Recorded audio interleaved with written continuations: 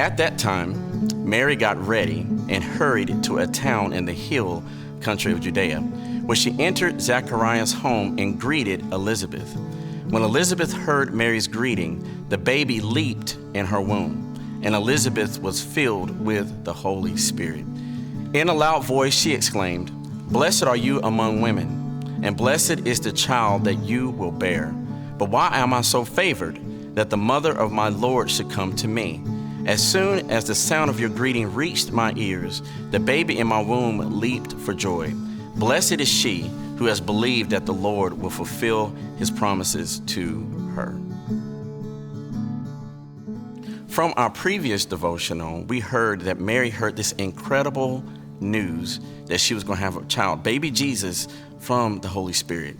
And here we see what is her reaction. They said that she hurried out of town. She got out and she went to a place where her relative was Elizabeth. But you may ask, why did she leave the community where she was? Why did she leave her family?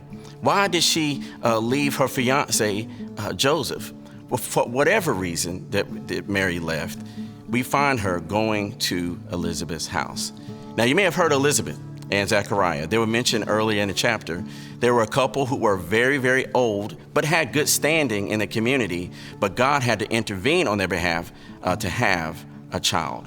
So when Mary enters this place, we get a snapshot of the environment of where Mary is going to be for the duration of her pregnancy. She goes to a place with Elizabeth, a place of encouragement, a place where she can be nurtured, and a place that she can be cared for. The text says that when Mary got to the place and saw Elizabeth, Elizabeth welcomed her in open arms and said, "Blessed is she among women, and blessed is the child that you are having." Now for Mary, she needed to hear that, especially with everything that she was going through. And so Elizabeth was there to encourage her, to be with her, and for the rest of her pregnancy, that is exactly what she needed. Now for you, how can you be like that? How can you be an encourager like Elizabeth? Who is a person within your family or in your circle where you are who needs to have your touch and your words to say? Because we live in a time right now where words, there's some good words and there's some bad words. There are encouraging words and not so encouraging words.